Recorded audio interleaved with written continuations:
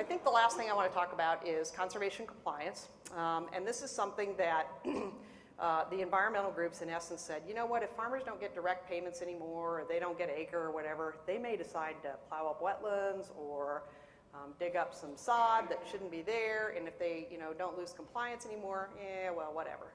And we want something for our tax dollars. So they said we should link it to crop insurance.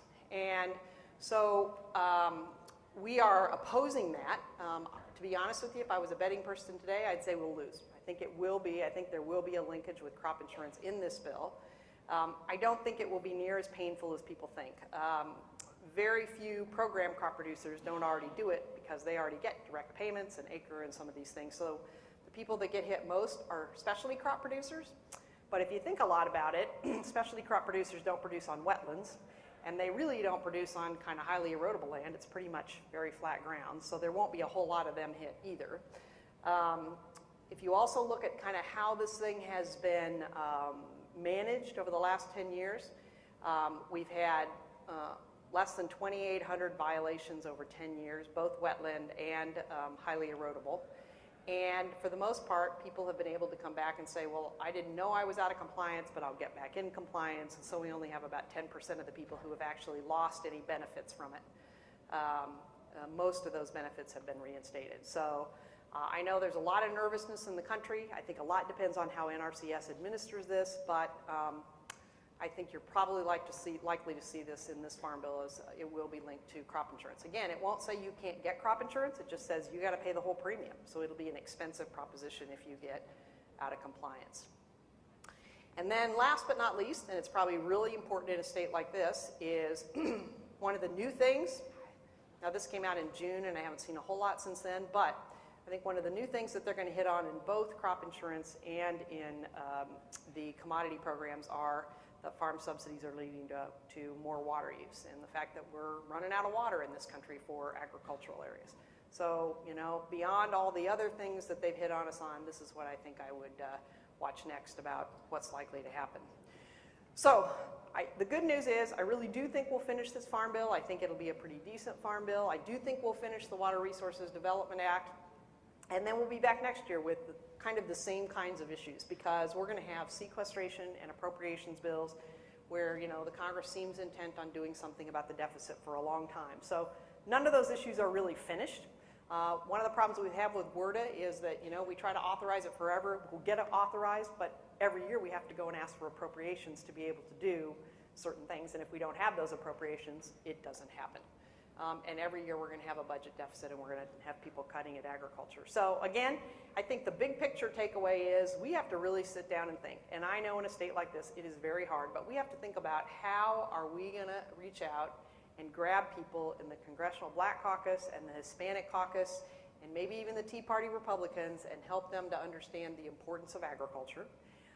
And in the short term, I just think we have to be a little more outspoken about the need to get some of these things done. So I do think we're going to have a couple of good successes. When you figure that only 60 bills have passed, if we can pass 2 more before the 15th of January, I think that'll be a pretty good showing that agriculture is indeed not irrelevant. But it's going to take a lot more work, and we all need to kind of continue to pound our hand on the table and say to our members of Congress, it has to get done. So, questions, comments?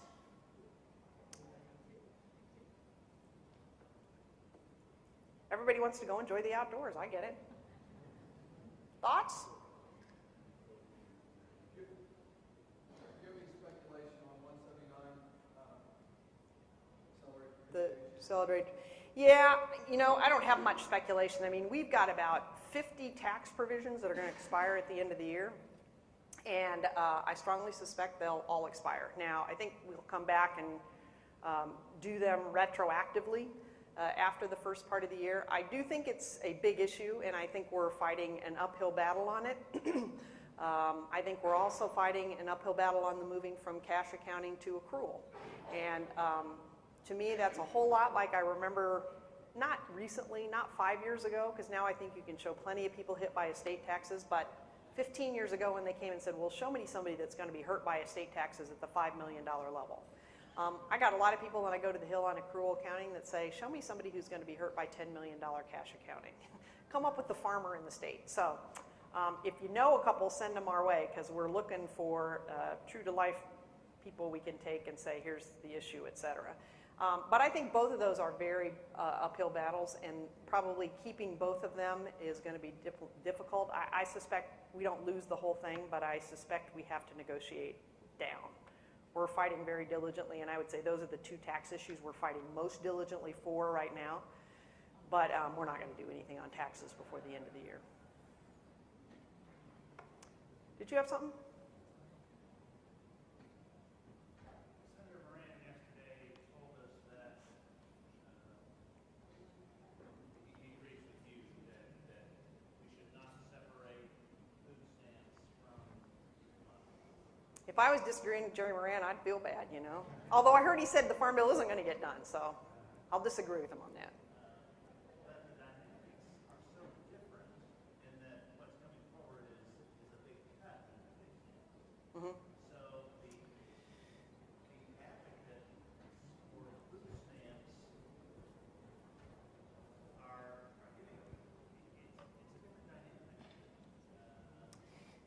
So the advocates in Congress supporting feeding programs. I mean, your counterpart for the advocacy groups for the or whatever is on the top saying we've got to do this even though we're getting clobbered with reduction. Mm-hmm. So yeah, so the food stamp thing is really it's hard to grasp. It's not so much about, to tell you the truth, the difference between $4 billion in cuts in the Senate and $40 billion in the House. It's about this philosophy between the two. And in general, you got Tea Party Republicans that think $40 billion isn't near enough. And in general, you got liberal Democrats that think we can't take one more nickel out of food stamps. And to get them to come in the middle is really, really difficult. We also have a lot of politics going on, because there are a lot of people, for example, right now that feel like if the Democrats in the House let the Republicans in the House pass this farm bill, it's a victory. We don't want to give the Republicans a victory going into an election year. So you got that sort of all wrapped up in it. But the food stamp things are a big portion.